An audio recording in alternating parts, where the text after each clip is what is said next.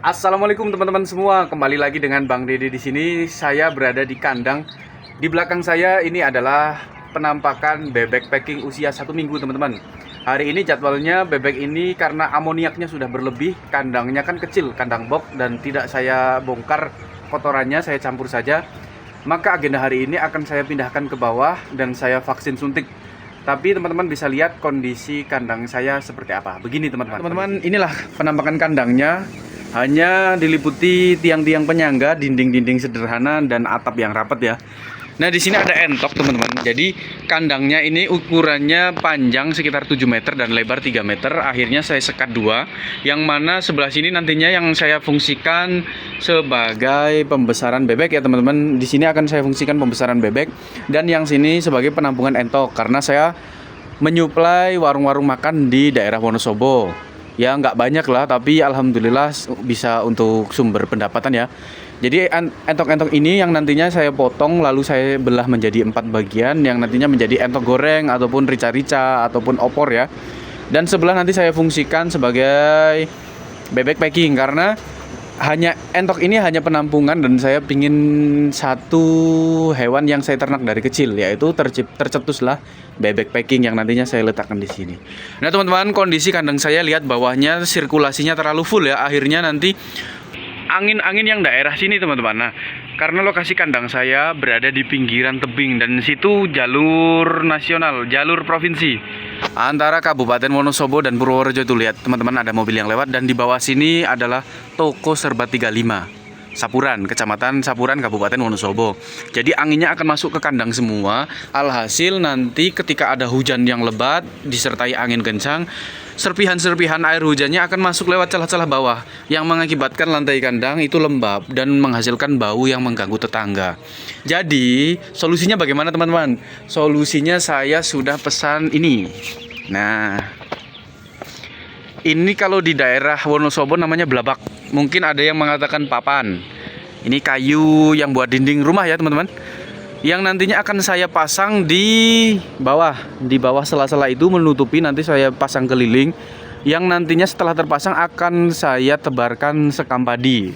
Fungsinya adalah untuk penghangat sekaligus agar kotoran-kotoran bebek tidak lembab ya teman-teman, tercampur. Dan fungsinya juga nanti ketika bebeknya sudah dibongkar, sudah panen, sekam padi beserta kotorannya untuk pupuk tanaman yang nantinya terserah siapa yang akan memfungsikan, saya bagi-bagikan gitu ya teman-teman. Nah teman-teman, karena saya tidak memiliki kamera dan hanya pribadi ya dengan HP Android yang memang kalau kualitas HP Android ya saya tidak mencela, tapi ya seperti ini teman-teman. Setelah ini HP akan saya pasang di tripod dan saya proses pemasangan papan itu tadi di kandang. Harap teman-teman menyaksikan agar teman-teman di luar sana bisa belajar bareng bersama saya. Bagaimana nanti proses penyediaan kandang yang tepat untuk hewan ternak. Ya mungkin teman-teman yang lain sudah pro ya, sudah ahli dari dalam bidang peternakan bebek. Tapi teman-teman yang lain mungkin ada yang melihat video saya dan berminat ternak bebek, kita belajar bersama. Mudah-mudahan menjadi peternak yang sukses. Karena sekarang lapangan pekerjaan sulit ya teman-teman. Yang hanya janjinya 19 juta lapangan kerja entah kemana. Ya kita masyarakat Indonesia harus berdikari. Tidak mengandalkan, ya justru punya prinsip bahwasanya kita harus membuka lapangan pekerjaan untuk orang-orang di sekitar kita. Jadi teman, walaupun hanya sederhana di kandang bebek, di kandang entok, ataupun di bidang UMKM lainnya.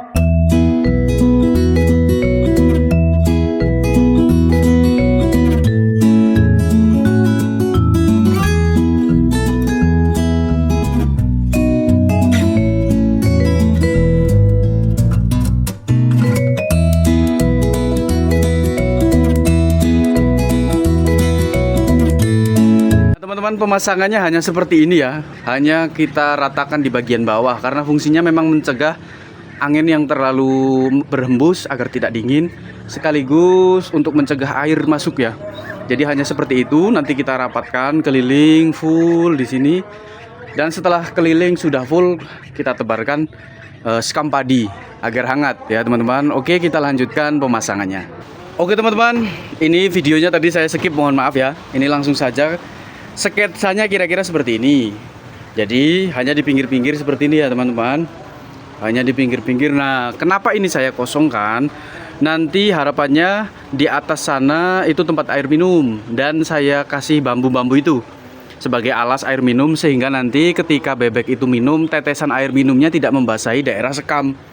Langsung di sana nanti di bawah saya bikinkan irigasi, saluran buang ke bawah sana. Jadi seperti ini kira-kira sketsanya ya teman-teman. Oke teman-teman, ini dia. Mohon maaf hujannya terlalu lebat. Jadi seperti ini kandangnya ya teman-teman. Kandangnya hanya seperti ini, simple kan? Sangat simple.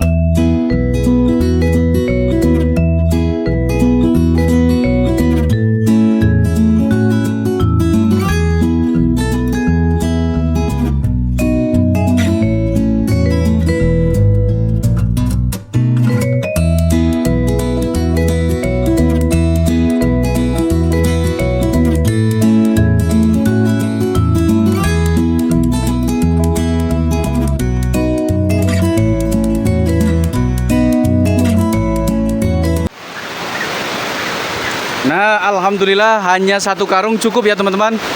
Teman-teman bisa lihat ketika di Sapuran, Kecamatan Sapuran, itu tiap hari pasti hujan ya teman-teman.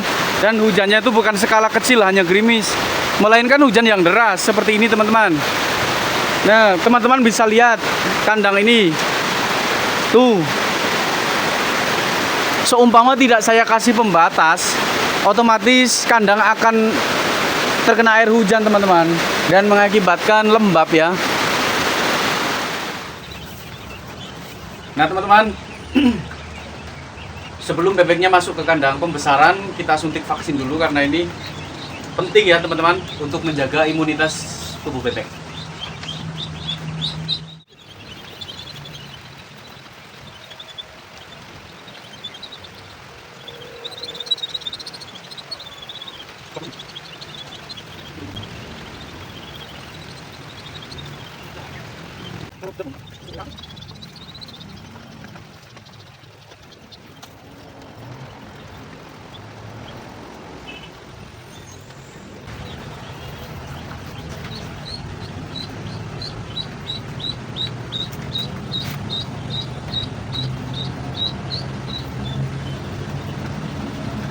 Alhamdulillah teman-teman, vaksinasi sudah selesai.